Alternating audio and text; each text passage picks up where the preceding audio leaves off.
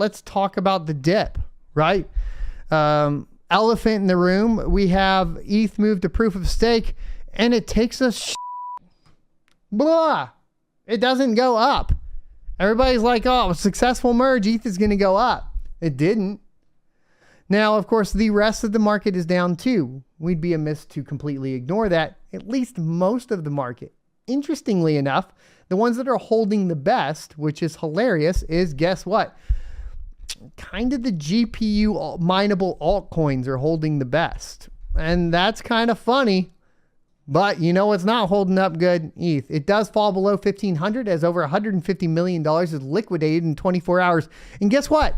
You still can't unstake. And they even had it locked for a period of time in most exchanges. So even with the lockup periods on exchanges and the fact that a majority of people that have it staked can't actually unstake it, it still dropped. So even though ETH has manipulated the monetary policy as hard as they can, they still couldn't stop it from dropping.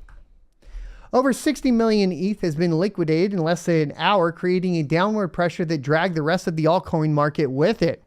In the past 24 hours, liquidations exceeded $150 million. The largest liquidation candle in a month wiped out most of the gains Ethereum posted following the merge. Following its transition to proof-of-stake network, Ethereum touched $1,640 in what many believed would be the beginning of a rally. However, aggressive liquidation pushed its price below $1,500, with ETH standing at around $1,480 as of press time. Over $60 million in ETH has been liquidated in less than an hour, creating downward pressure on the rest of the altcoin market. In the past 24 hours, liquidations exceeded $150 million.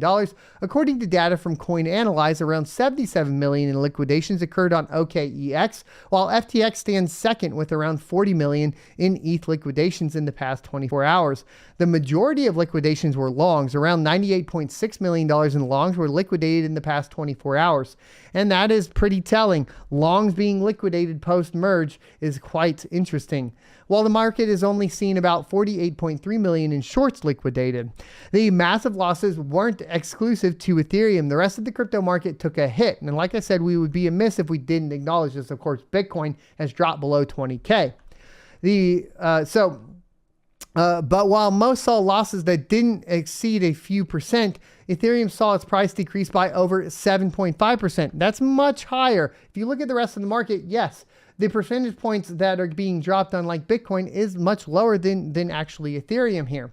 It's still too early to tell what caused the massive liquidations. Some believe that they could have been a result of speculation surrounding the merge. Others believe that the broader market uncertainty could have caused them. The traditional market saw an equally unexpected crash in the past several hours, with stocks and indexes dropping after days of relative stability.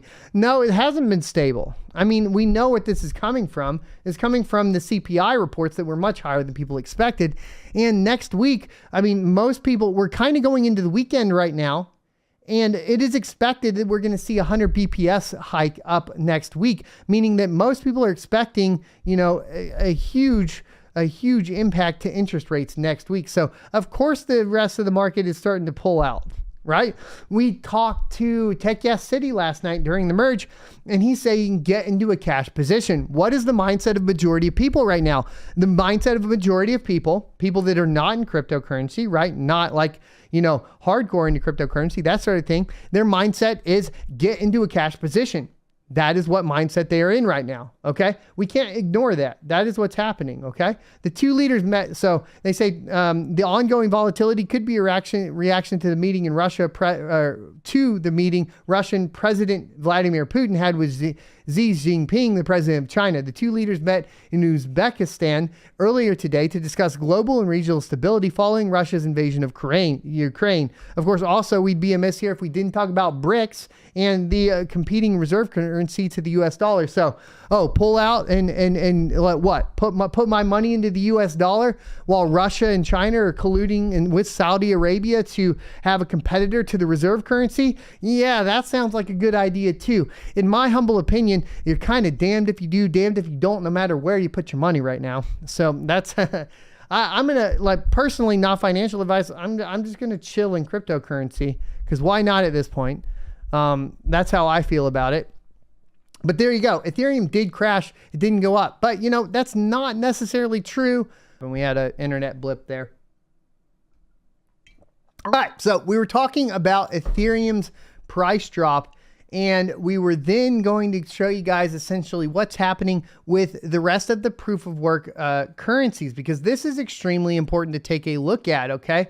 So I have a list of what I would call like the most popular proof of work currencies right now, kind of listed out here. I know that there's some others. We could talk about them. I can add some coins here, maybe like Neoxa, some smaller ones, right?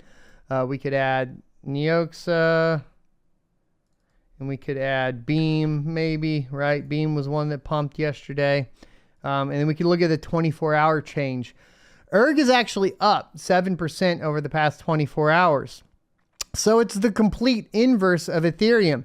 Ethereum loses 7.5% and Ergo gains 8%.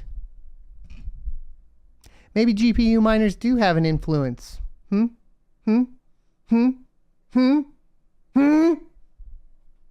Maybe. Caspa is up 5.21%. Ethereum Classic is up 0.34%. And it took on a bunch of the stuff. Now, what isn't performing well? Flux down 5.44%. Ravencoin down 20%. Beam down 23%. Neoxa down 33%. What are we understanding here? We're starting to understand the networks that people what? What are we starting to understand here? We're starting to understand where the GPU miners are going. That's what we're starting to understand here, okay? Which is very relevant. Now, why does that also matter? Well, if we look at the network, we had 750 terahash mined through the merge. Only another 150 terahash really moved over. In a tweet from MeanHash, which I highly recommend following on Twitter, @MeanHash, he says, so the ETH hash shakeout is stabilizing. And it looks like at least 600 terahash of ETH network was ASICs. It could have been as high as 700 terahash. It's tough to say. The peak ET hash rate was about 900 terahash. And most of the ASIC hash rate just decided to turn off because there's no viable options for them to mine. ETC could not sustain that much hash rate, although they are at 240 terahash right now. It also looks like the majority of GPU hash rate on the ET hash was older AMD GPUs, and it seems they all shifted to Prog PAL variants to try to keep mining. Most won't be able to continue based on profitability. And I've said this, of course, Polaris GPUs are completely effed at this point. You might as well turn them off. I turned all mine off. I would assume large farms will probably have to close shop in the near future, especially if they were using ASICs to complement their GPU mining, or if that had not upgraded hardware for a few years. However, this is actually good for many of the projects that will remain profitable or become profitable again. And this is the thing that is actually positive. We essentially have a bunch of hash rate, that didn't move. We have a bunch of hash rate that came off of Ethereum, essentially 700 terahash, 750 terahash here that moved over. It's looking like 600 terahash of that was essentially ASICs. And if we look at like the increase in hash rate, yes, we did go from 60 terahash a second to 267 terahash a second. But that's not everything that came off of Ethereum, right? Everything that came off Ethereum was 750 terahash yesterday minus the 200, not even 267. It's basically got 200 terahash, right? We still have, essentially 500 terahash unaccounted for. We could say, okay, well, a lot of that moved over to Ergo too, right? Because Ergo definitely had a pump. Ergo went up to 203 terahash a second. Remember, this is basically an ETH hash rate for Ergo, that's half. So 100 terahash a second from ETH moved over to Ergo. So we take out, from the 750 yesterday, we take out another 100 terahash. You still got about 450 terahash laying around, and it doesn't seem to really translate to every other coin, right? We look at Ravencoin. I mean, we did see a pump in the hash rate, but not a lot. You basically double this. So it would be about, let's see. So from 10 terahash to 20 terahash, you're talking about 20 terahash of ETH hash rate So, that's negative, another 30 terahash. That's still, we're still, missing 420 terahash. Where did that 420 terahash go? Well, we could say, okay, well, maybe flux, right? So we look at flux, right? We go from 4 mega solutions a second to 6 mega solutions a second. That's 2 mega solutions a second. And let me think about this one. This one really translates into about double ETH. So, I mean, I'm trying to do the math. I can do all the other conversions pretty easy in my head. This one takes a little bit. So that's really only 4 terahash. So it's nothing. 416 terahash now, still unaccounted for. I mean, at the end of the day, what it looks like is we have 416 terahash that just shut off. It shut the off and it's not coming back, I don't think. And the fact of the matter is that's good news for all of the GPU miners, especially the small ones. What kind of firms can't move? Hut 8 can't move, right? Firms like this are not going to be able to move a majority of their hash rate. So, about half of the hash rate right now that was on Ethereum is completely shut down. The 200 terahash out of the 600 terahash that was ASICs appears to have moved to Ethereum Classic, not being very profitable there. So let's go ahead and get into GPU mining profitability though, of course. And I want to say thanks everybody once again for all the support.